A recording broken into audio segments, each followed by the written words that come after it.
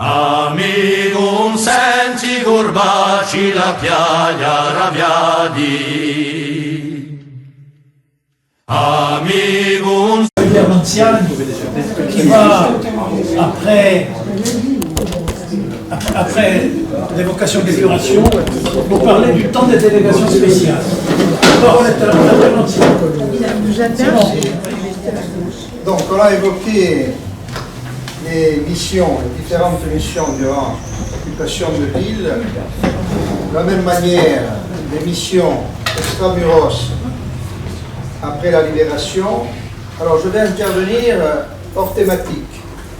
Je vais évoquer le temps des délégations spéciales. Monsieur Préciol y a fait allusion tout à l'heure, parlait des délégations spéciales de Vichy.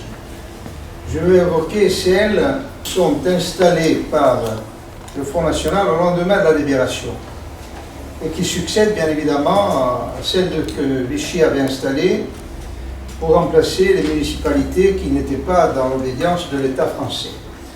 Alors pour évoquer ce thème qui est connu et peu connu en même temps, puisque beaucoup d'études portent évidemment au regard du 80e anniversaire sur les événements dont on a évoqué certains aspects, mais ce temps des délégations spéciales est intéressant dans la mesure où la problématique qu'il aborde est la suivante: en quoi cette recomposition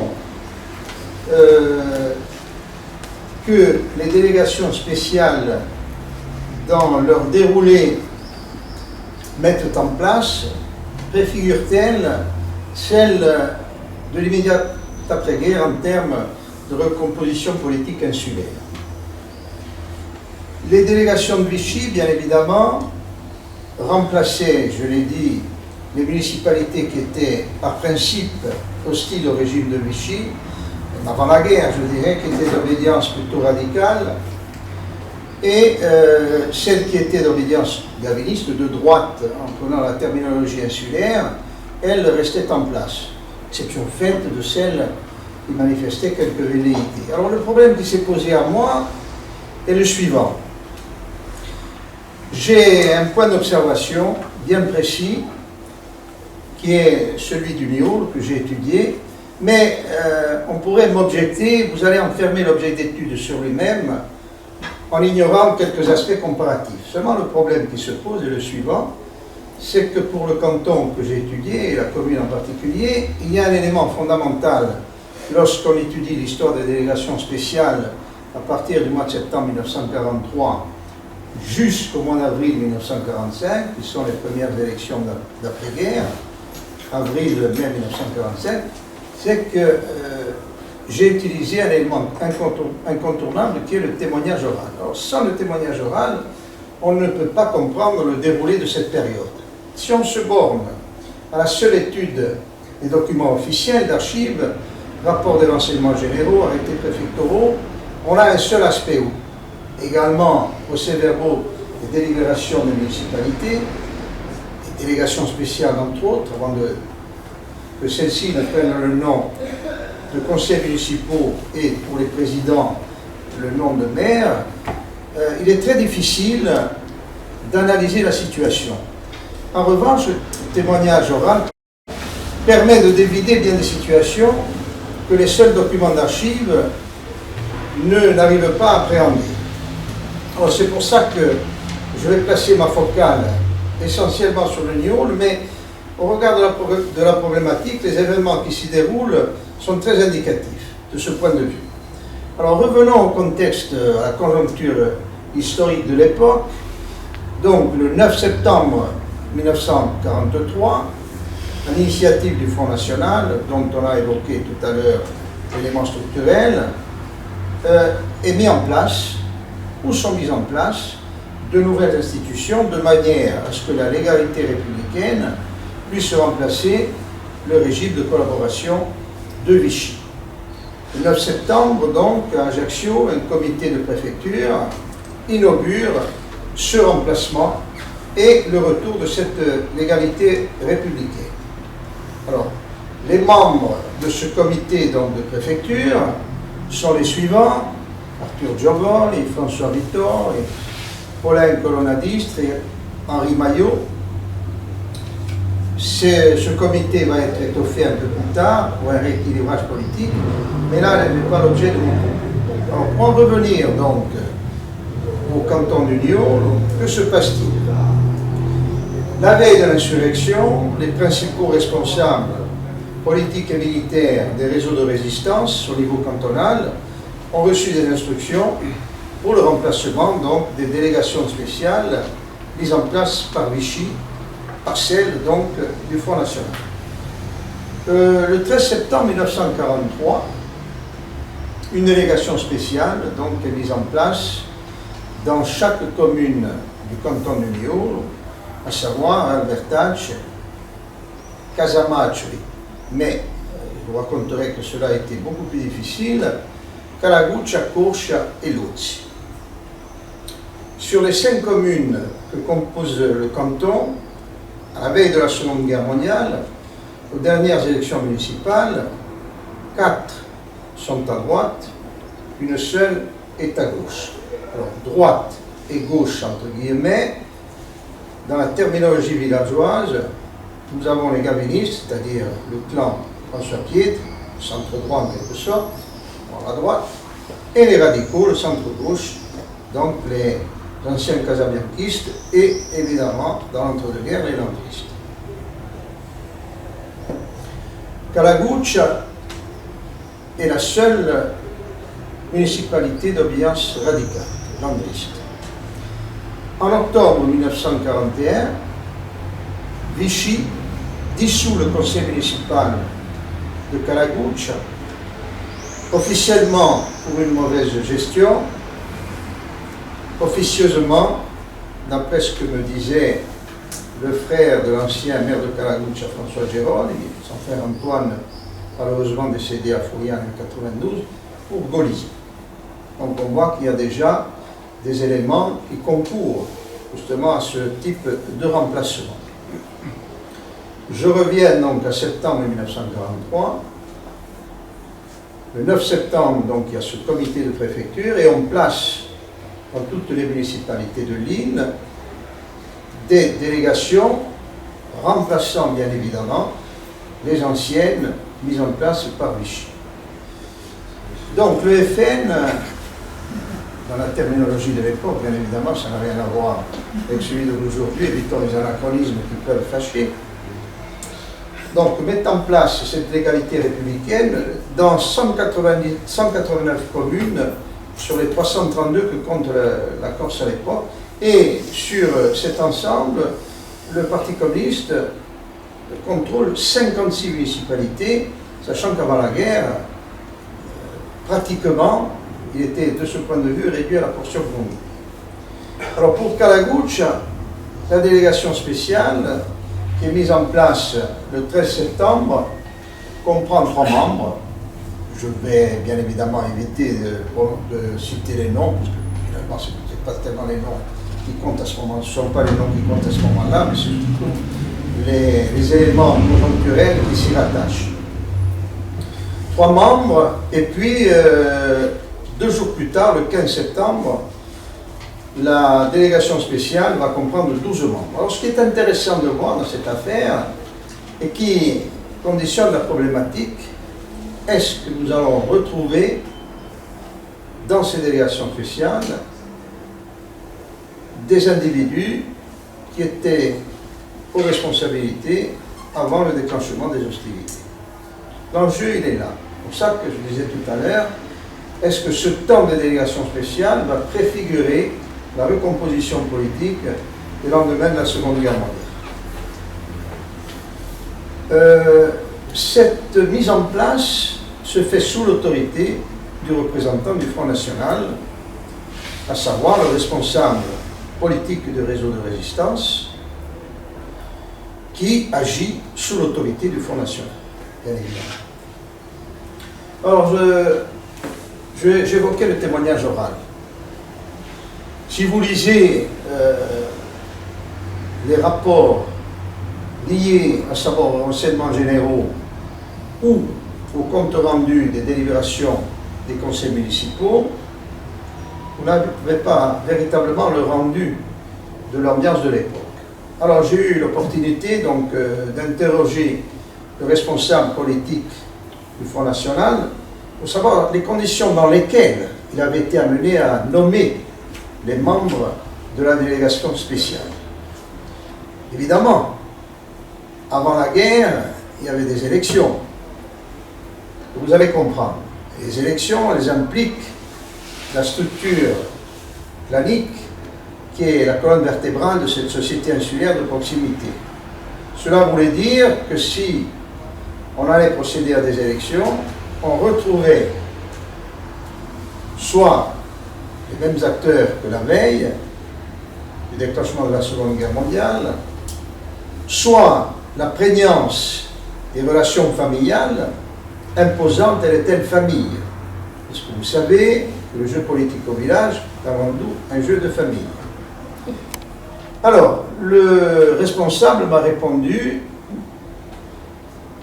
il est évident que pour choisir les membres de la délégation, 12 au total, il fallait quand même quelques critères d'honorabilité qui étaient les suivants. Ces gens-là aient fait partie au moins du réseau de résistance, qu'ils aient eu des sympathies gaullistes, qu'ils aient eu une activité plus ou moins étoffée durant les événements d'occupation. C'est donc à partir de ces éléments que j'ai été amené à choisir les membres de la délégation spéciale. Surtout, dans un contexte un peu particulier, il y avait l'immédiateté des faits.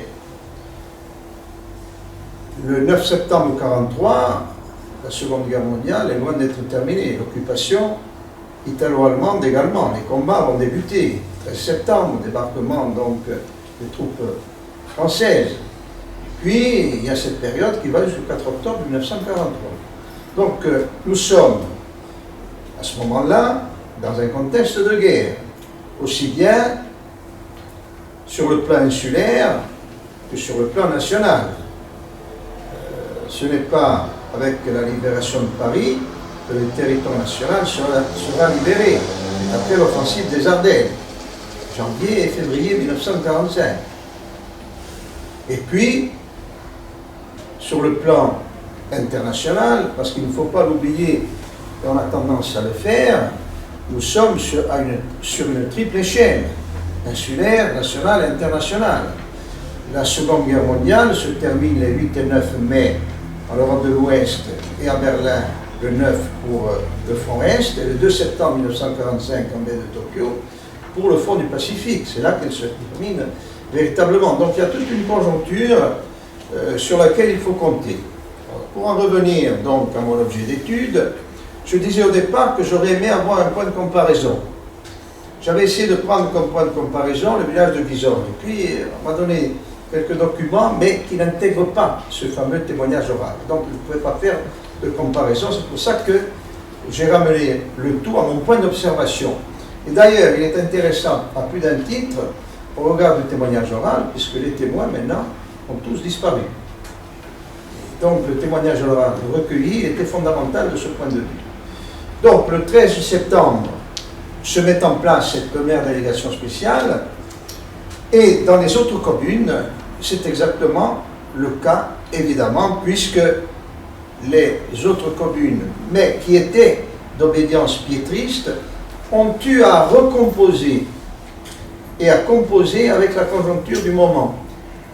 On a dû remplacer un certain nombre d'individus par des membres de la délégation qui avaient versé dans la résistance. Alors j'évoquais le cas de Casamaccio. À Casamaccio, la mise en place de la délégation a présenté un certain nombre de difficultés. Le maire en place avait refusé de recevoir la délégation spéciale du Front National. Il a fallu jouer sur les solidarités familiales pour éviter un drame. J'irais même jusqu'à une tragédie.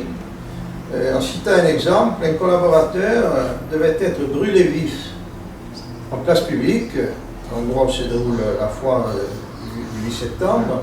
Il a fallu des interventions pour que le sort funeste réservé ne soit pas suivi des faits.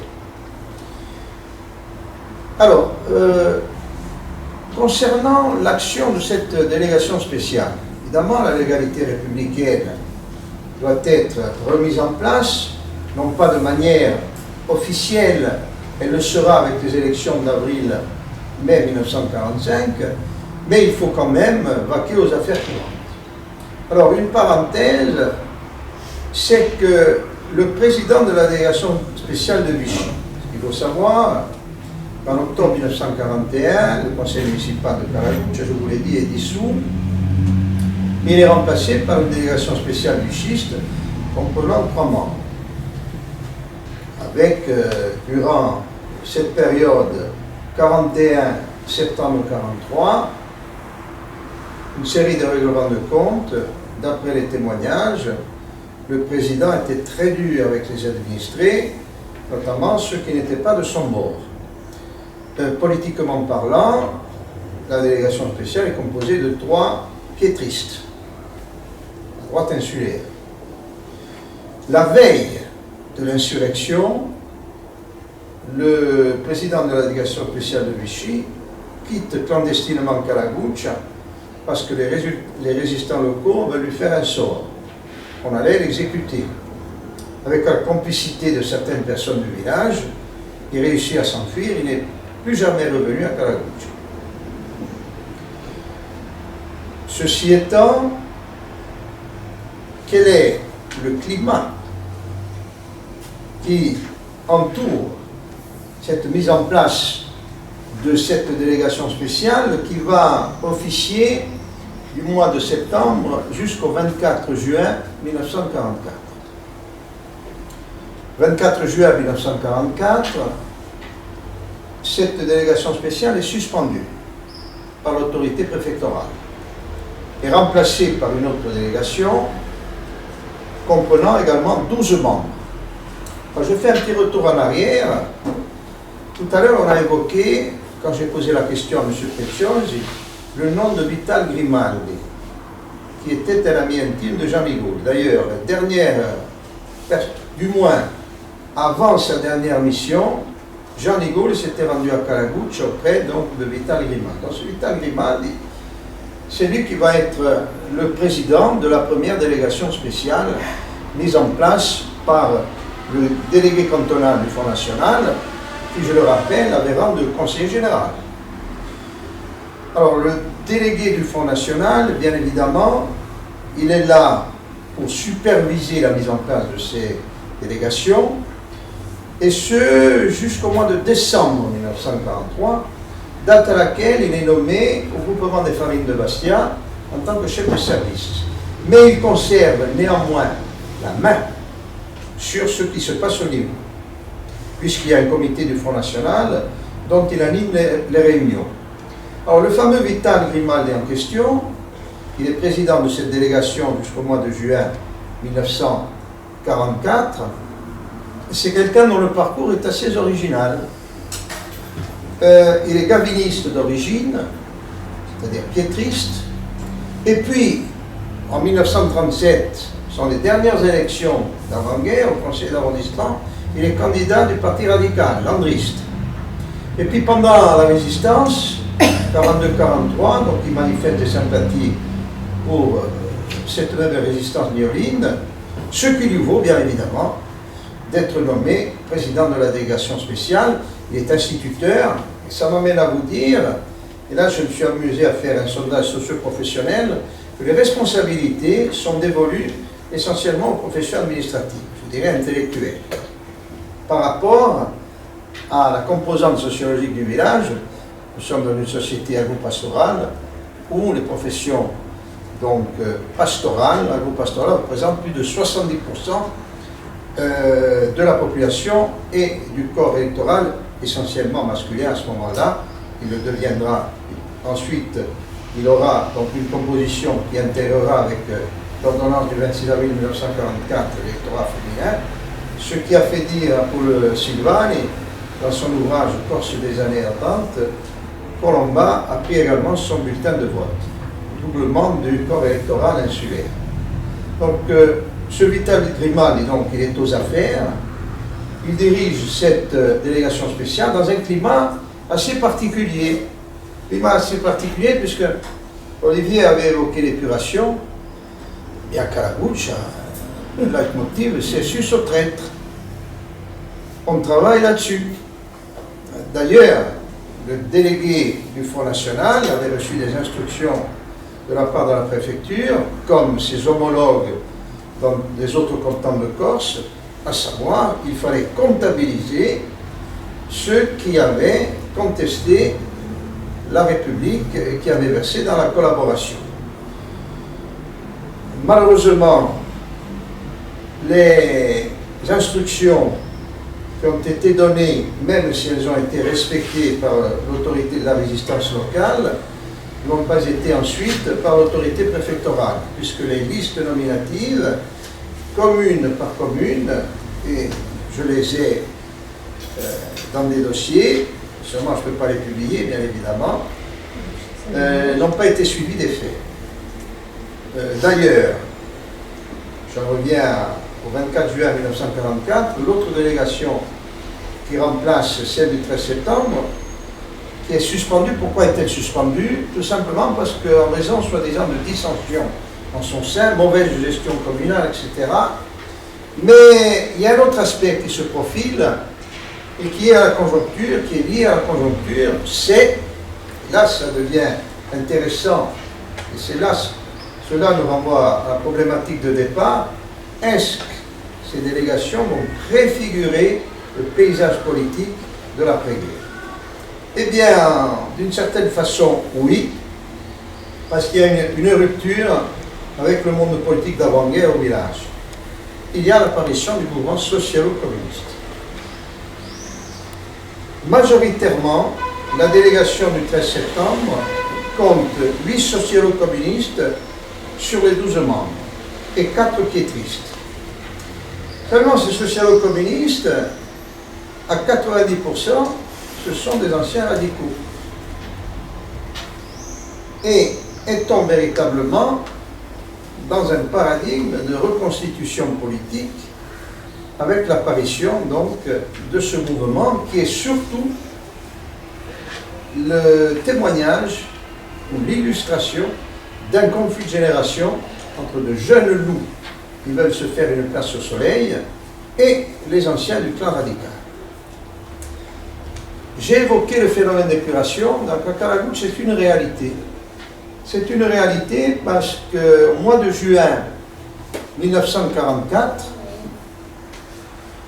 nous avons deux événements qui se traduisent par une séance du conseil municipal, et l'autre événement il est lié à une lettre que produit le délégué cantonal, le responsable politique pendant la période de la résistance, qui met en avant la collaboration d'un établissement du village qui accueillait l'état-major italien et sur lequel il porte un regard éminemment critique.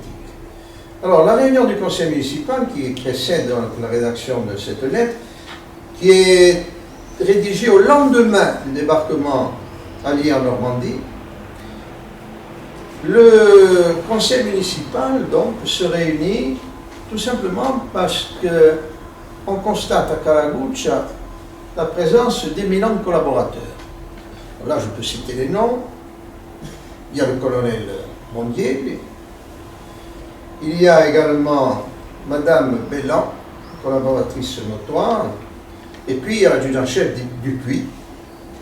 Et le conseil municipal voit d'un mauvais œil le fait que ces gens-là soient toujours présents au village, ne soient pas encore transférés pour être jugés, notamment transférés à Colombéchamp.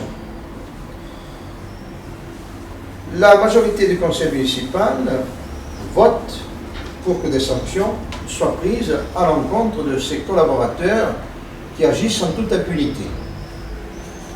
Même optique chez le représentant du réseau de résistance, qui dit effectivement il conviendrait que ces gens-là aillent faire un séjour à Colombéchamp, mais également il pointe cet établissement public qui accueillait l'état-major italien pendant l'occupation.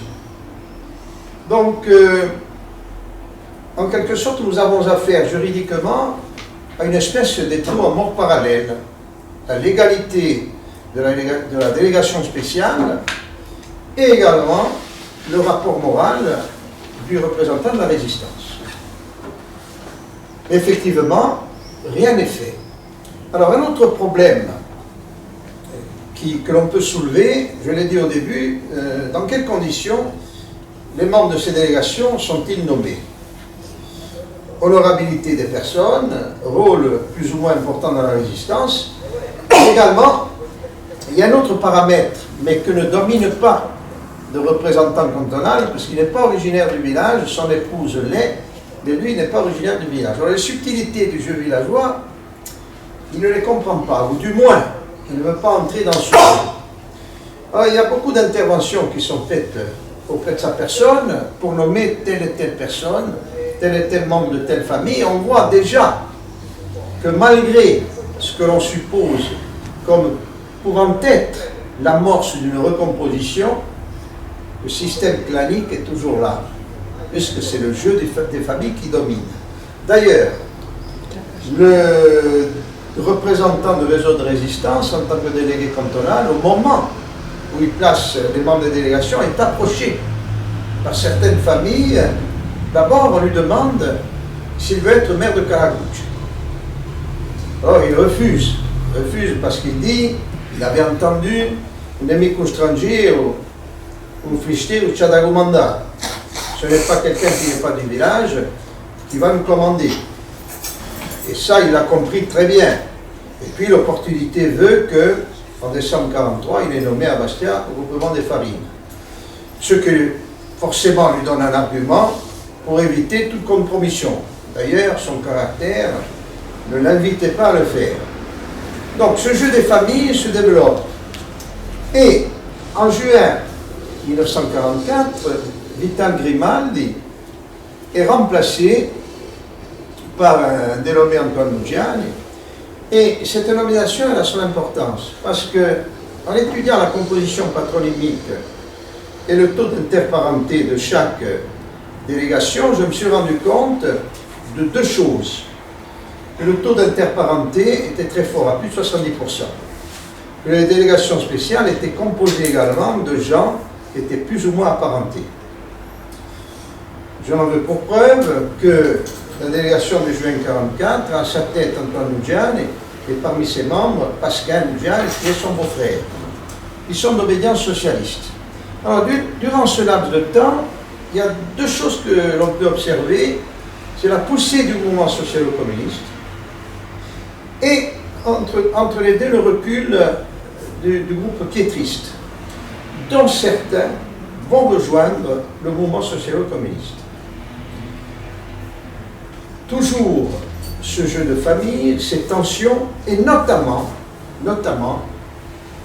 au sein de la famille Lugiani, avec un cousin germain qui était l'ancien secrétaire de mairie révoqué par Vichy en octobre 1941, rétabli dans ses fonctions en septembre 1943. Je veux parler d'Étienne Joseph Mathieu Geronimi di Serpu Matteo, qui était un radical de souche. Vous allez voir que cet épisode il va s'avérer très intéressant pour la suite. Tout simplement parce que certaines élections d'après-guerre, notamment celle de 1953, la municipale et la cantonale de 1955, plongent leurs racines précisément dans des événements bien antérieurs qui vont constituer des espèces de bombes à retardement, dont les effets vont se faire ressentir 10 années plus tard. Alors que se passe-t-il entre cette famille Lugiani et leur cousin germain, Étienne Joseph Mathieu? Révoqué comme secrétaire de mairie, rétabli en 1943, et puis le 21 septembre 1944, en bisbille avec les Lugiani, il est de nouveau révoqué de sa fonction de secrétaire de mairie et remplacé par un dénommé Mattei.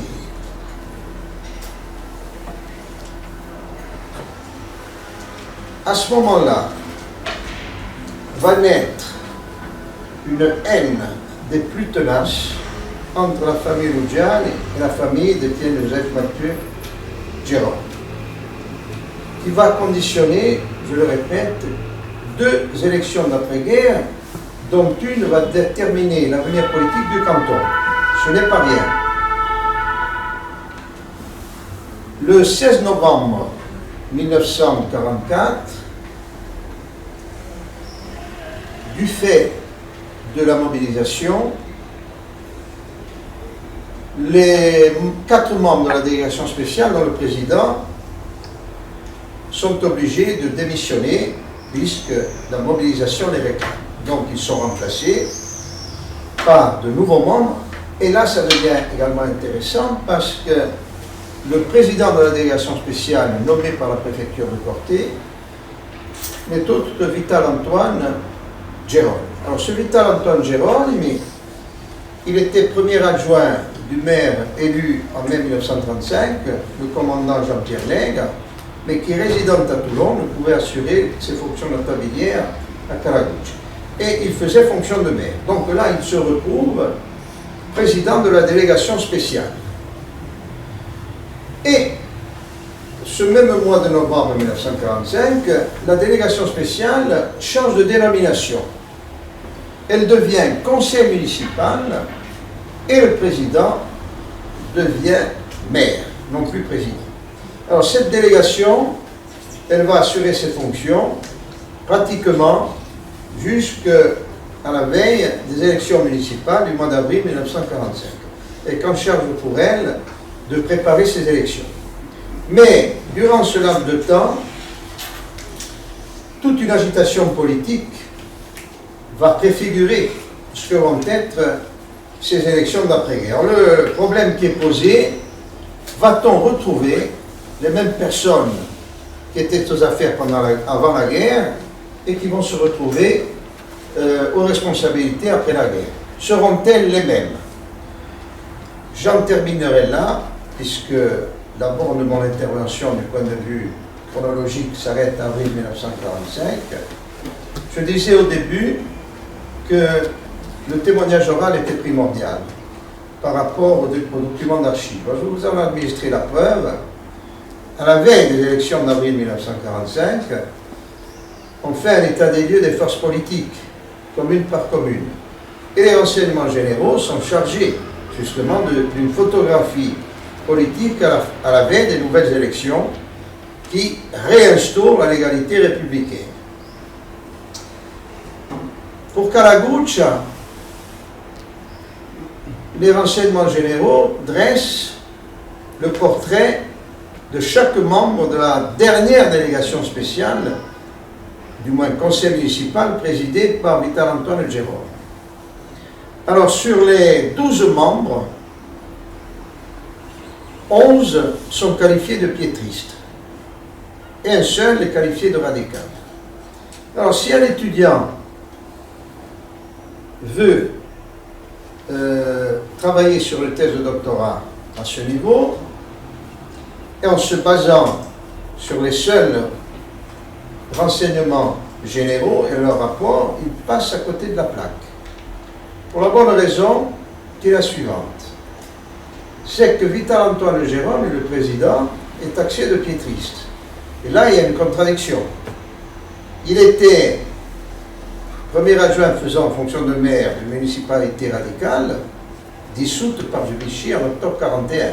Comment pouvait-il être piétriste?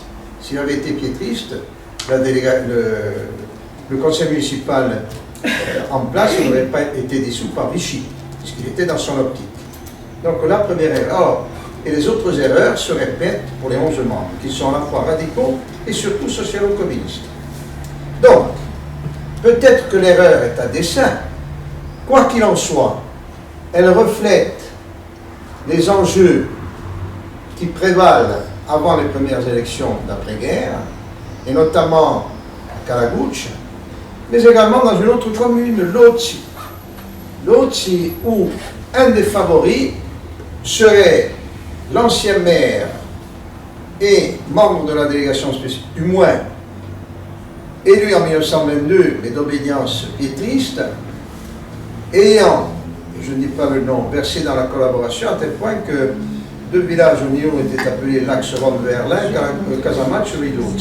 Donc, qu'est-ce qu'il faut retenir, j'en terminerai là, de ce moment des délégations spéciales sur 19 mois, c'est que véritablement, elle préfigure ce que va être la situation d'après-guerre, mais pas en termes de rupture.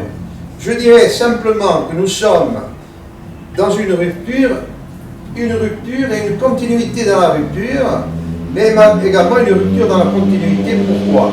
Tout simplement parce qu'avec l'apparition du mouvement social-communiste, que l'on va retrouver après la guerre, jusqu'en 1953 à Caracouche, c'est le clan qui se restructure en montrant son caractère protéiforme, qui joue de la conjoncture à travers le mouvement social-communiste pour se restructurer avec, disons, un mouvement illusoire qui va durer de 1945 à 1953, et qui est bien réel, effectivement. Mais l'accélération de l'histoire, pour reprendre la formule de Lénine, ne s'est pas véritablement opérée après la guerre. Disons que ce qui pouvait sourdre pendant le temps des délégations spéciales n'a pas été une réalité, ou du moins a été une réalité momentanée, qui est liée à la conjoncture, il faut le dire, avec l'impact qui était celui du Parti communiste, puisque, il faut savoir une chose, c'est qu'après la guerre, même pendant le temps des délégations spéciales, notamment en 1944, une section de communistes se met en place sur Niort, dans un canton qui ignorait totalement ce qu'étaient donc les théories marxistes, avec 21 membres. Et le secrétaire, Jean-Baptiste Gérôme, sera en avril 1947 le seul maire communiste élu dans l'histoire du Niort. Voilà. Donc là, effectivement, on peut considérer qu'il y a un impact, mais c'est un impact de conjoncture. Voilà. Je vais terminer.